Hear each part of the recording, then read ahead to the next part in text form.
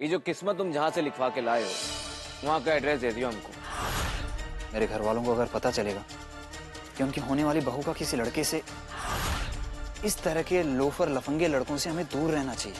इस तरह के लड़के जिंदगी में सिर्फ परेशानियां ही लाते हैं। भाभी लेकिन उनका सगाई हो गया है। तो सगाई हुई है, शादी तो नहीं हुई है ना। यहाँ कैसे आना हुआ? वो इनसे कुछ काम था।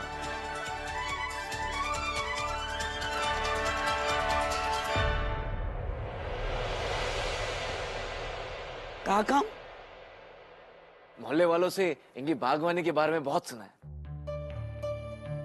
और हमें भी फूल चाहिए थे, तो सोचा यहाँ से ही ले ले। हम बागान का सारा सामान मनोहर भैया के दुकान में दे देते हैं और उस तरह अलग अलग कुछ लोगों को बोझा कपार पर लाद कर सुने की आदत है कि भारी है भारी है। कोनो घर तक आया है तो फूल दे दो। अरे अच्छा तो है, इतना पेट्रोल फूक कर जाओगी मनोहर को फूल बेचने, हैं? क्या फायदा निकलेगा मैं? अरे तो अच्छा ये कि घर बैठे बिक जाए। बिल्कुल।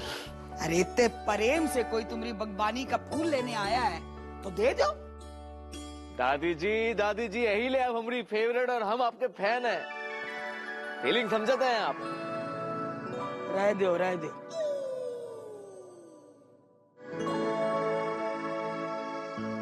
आओ। धन्यवाद।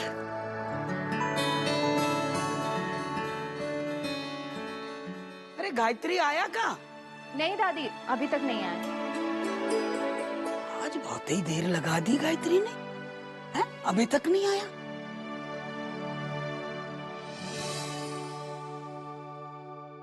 बताओ कौन सा फूल चाहिए?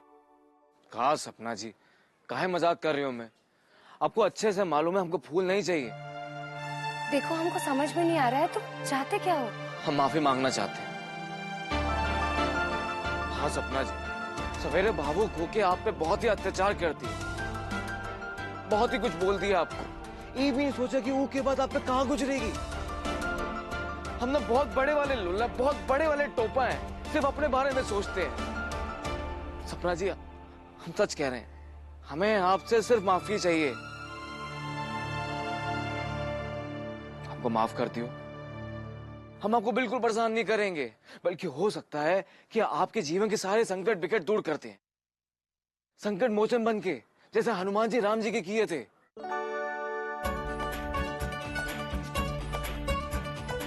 सपना जी आपने मुस्कुराते हुए एकदम डिचकियां लगती हैं, एकदम जिला हिलावन। हे भगवान गायत्री, ये क्या कर दिया तूने? सपना जी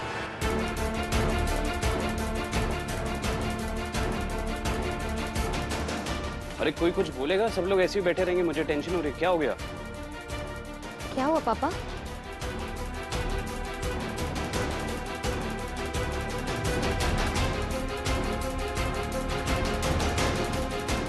क्या हुआ पापा? तुम्हारे पापा को वो क्या कहते हैं? सस्पेंड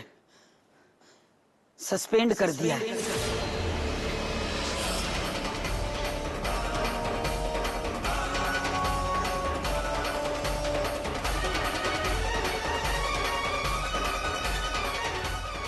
गायत्री को उन लोगों ने नौकरी से निकाल दिया।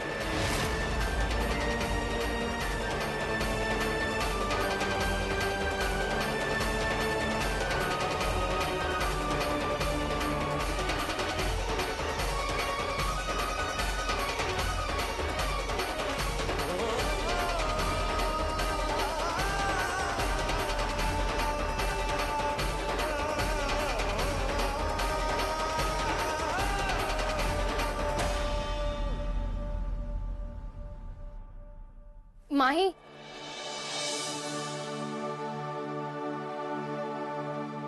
एक रिक्वेस्ट करनी थी।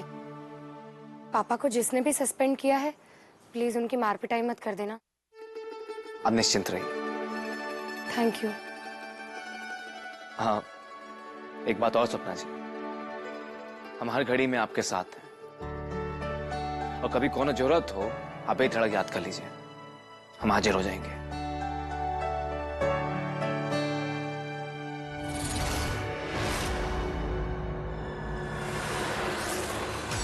अभी हम चलते हैं, आप अपना और चाचा जी का ख्याल रखिएगा।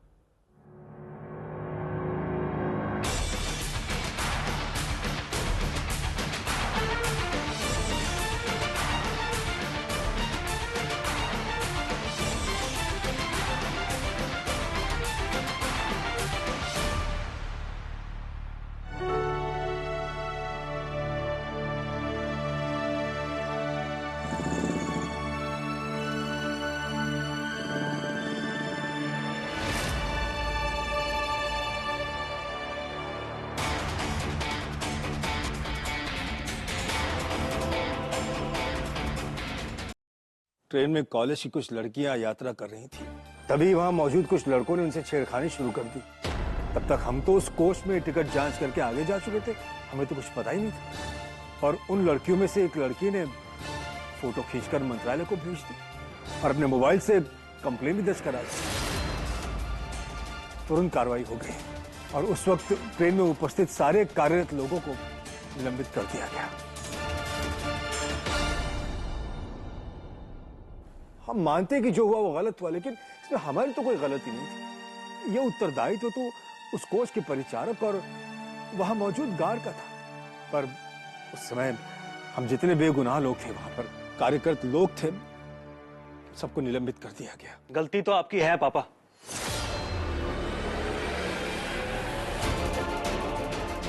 आप ट्रेन के चीफ टिकट कलेक्टर हैं। अरे जब आपने देखा कि ट्रेन में कॉलेज की लड़कियां ट्रैवल कर रही हैं, तो आपको उन मनचले लड़कों को कहीं और बिठाना चाहिए था। ठीक है, उनका ट्रेन का रिजर्वेशन होगा, लेकिन आपको उन्हें कहीं और बिठाना चाहिए था। लेकिन अपनी गलती पर पर्दा मत डालिए, आप अपनी लापरवाही को छुपा रहे हैं आपको जिम्मेदारी से काम लेना चाहिए था। इतने बड़े परिवार को आप पालते हैं, आपकी जिम्मेदारी है ये सब। आप इतने बेपरवाह कैसे हो सकते हैं?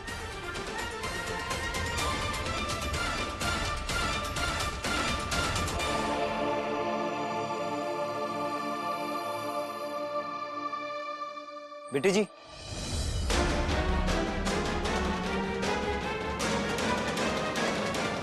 अरे अभिषेक बेटा, वहां क्यों खड़े हो? आओ अंदर आओ। नमस्ते दादी। वो थोड़ा जल्दी में हूँ, बस बिट्टी जी से थोड़ी बात करनी है। बेटी जाओ बेटा।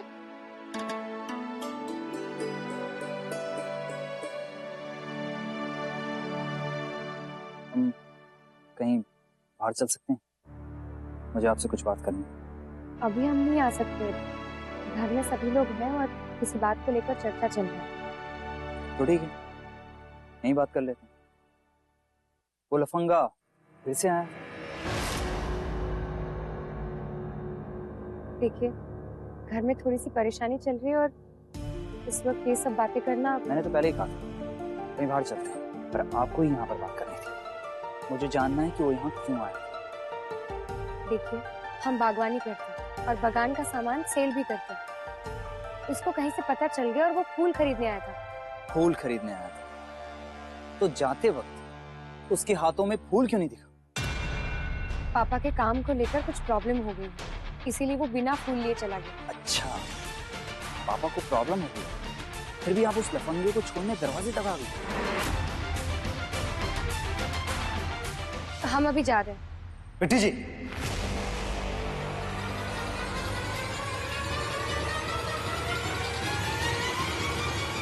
अरे क्या हो गया बेटा? क्या हुआ? का कोनो परेशानी? आओ अंदर आओ। नहीं नहीं दादी जी, कोई परेशानी नहीं है। वो ऐसे ही मेरे और बेटी जी के बीच की बात है। आप लोग परेशान मत होइए। अरे पर अंदर तो आओ, ऐसे बाहर से ही। वो मैंने बताया ना, मुझे काम है, तो मैं चलता हूँ, बाद में आता हूँ।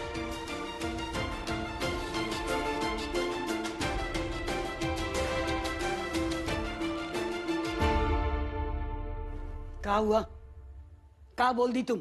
अभिषेक बेटा नाराज काहे हो रहा था? ये क्या हो रहा है?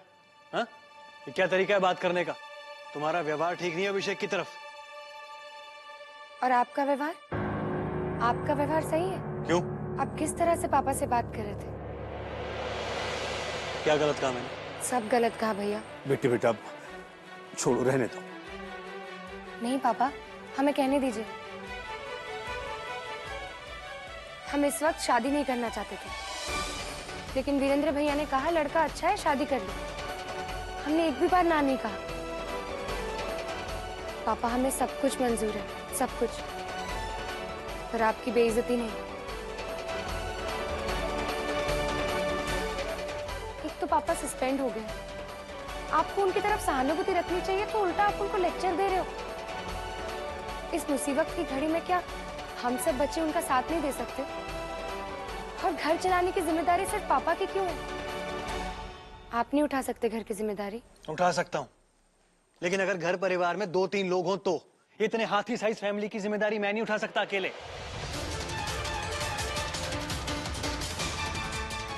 और कल को तुम्हारी शादी होनी है, और तुम्हारी शादी के बाद सुमन की शादी होनी है,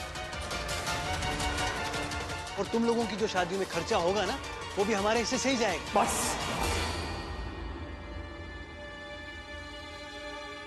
पैसा पैसा पैसा, पैसों की वजह से घर का माहौल खराब मत करो। घर में किसी को कोई खर्च करने की जरूरत नहीं है। रुको 1 मिनट।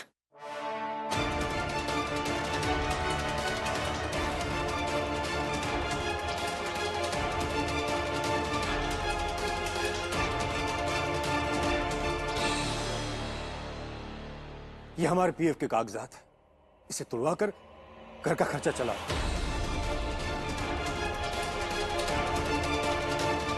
नहीं पापा, ये नहीं होगा। आपका पीएफ नहीं टूटेगा।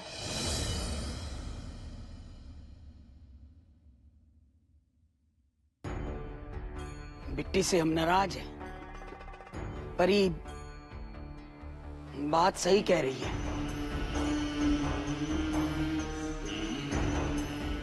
हमें गायत्री पगला गए होगा? ये जिंदगी भर की जमा पूंजी है, अभी तोड़ा लोगे तो बेटियों की शादी में क्या करोगे? तो हम क्या? शांत हो, स्थिर हो जाओ थोड़ा। हमें परिवार है, परिवार में घटना दुर्घटना उतार चढ़ाव देखना पड़ता है। कोनो समस्या आती है तो मिल बैठ के बात करके सुलझाना चाहिए। लड़ाई झगड़ा करके खोपड़ी फोड़ के कोनो समस्या का हल नहीं निकलता है। ठंडक रखो, देवी मैया ये मुश्किल से भी पार लगा देंगी।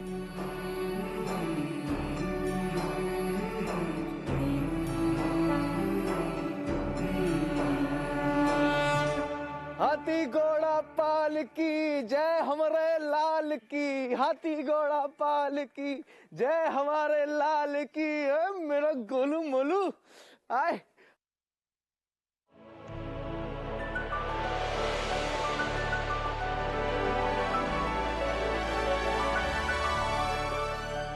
आजा मेरा बच्चा, ओ मेरा पुटू।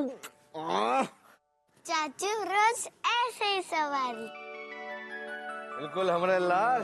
चलिए चलिए, दादाजी आपको बुला रहे हैं। अब मेरे बच्चा किसी मेरे शेर।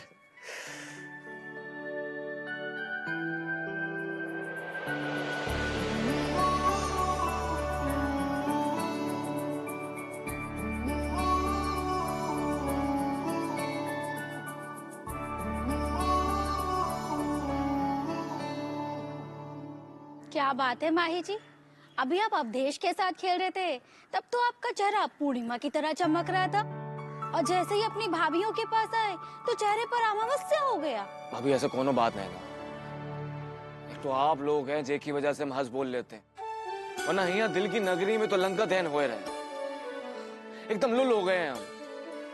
ऐसी स्थिति हो गया है कि इंसान अपनी हालत पे रोए तो बस रोता रहे। अरे ऐसा क्यों बोल रहे हो?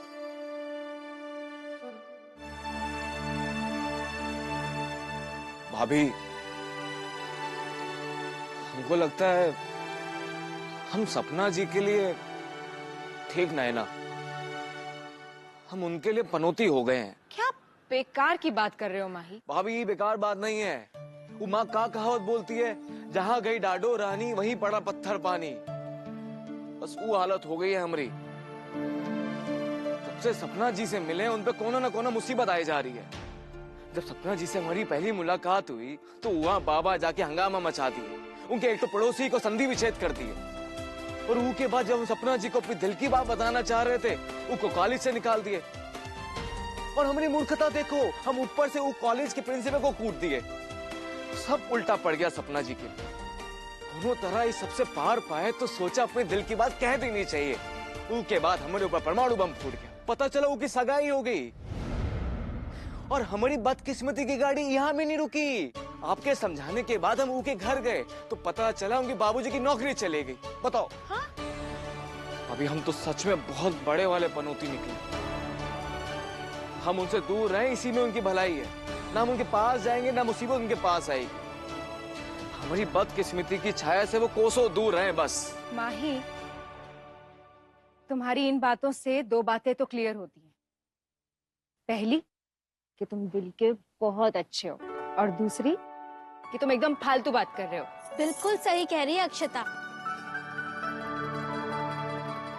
हमारे देवर जी लाखों में एक है। आप और बदकिस्मती कैसी बात कर रहे हैं माही जी। आपको देखकर बदकिस्मती ना दूर से ही, वो क्या कहते हैं अक्षता, वापस घूमने को, यू टर्न। बैड लक तुम्हें देख के यू टर्न कर लेता है।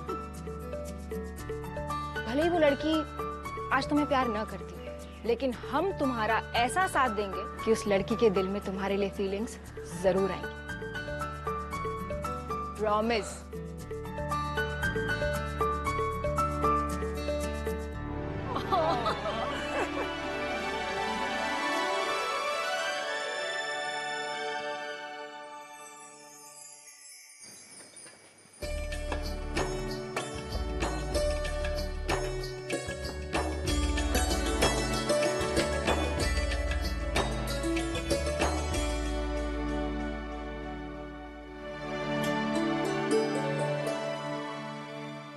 क्या बड़ी बहू, ध्यान किधर है? दीदी, हमारी जिंदगी भी अजीब है ना। यहाँ लड़कियों के पति अच्छे होते हैं, वो अपनी ननद, देवर, सास ससुर से परेशान रहते हैं। एक हम हैं, हमारे ससुर, ननद, देवर सब अच्छे हैं, बस हम अपने पतियों से ही तरस रहते हैं। दीदी, कभी कभी हमें बहुत दुख होता है। वीरेंद्र ने आज कैसे बात की पापा से। वैसे वीरेंद्र ने पापा से जो भी कहा उसका हमें बहुत दुख है, लेकिन बिट्टी से जो कहा वो ठीक ही था। अब बताइए, जो भी कर लो, घर में कमा के तो मर्द ही लाता है ना। इतनी बड़ी बड़ी बातें करने से कुछ नहीं होगा। कमा के लाएगा कौन? बोलिए, आप क्या कहती? देख बहन, हम तो तुमको पहले भी बोल चुके हैं, हमने अपने दिमाग का स्विच बंद कर दिया है। हम तो सोचते ही नहीं। वैसे ये बिट्टी कहाँ है?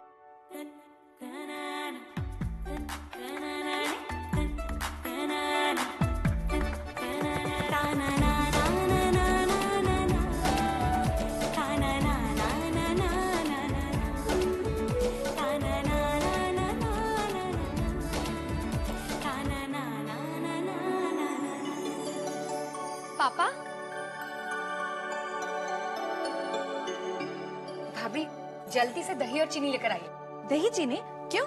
लस्सी बनाना है?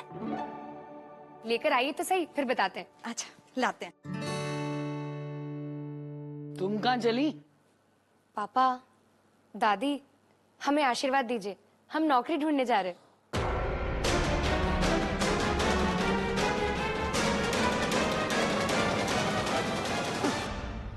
बाप न मारे मेंढकी, बेटी तीरंदाज। अरे नौकरी का गोलगप्पा के ठेला पे मिलती है कि गए और 10 रुपया दिया और खरीद ली। दादी, जब कदम बढ़ाएंगे तभी तो मंजिल के करीब जाएंगे। अरे लेकिन तुम्हें ये सब करने की जरूरत क्या है?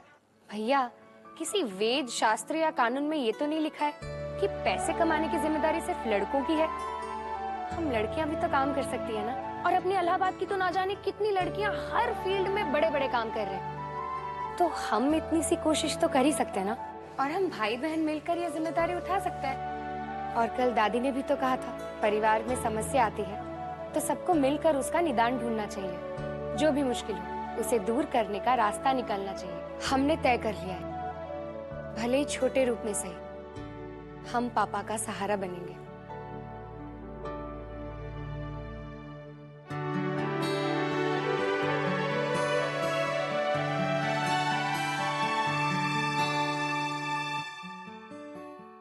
खुश रहो, भगवान तुम्हें शक्ति दे और तुम्हारे मन की सारी आशाएं पूरी हो।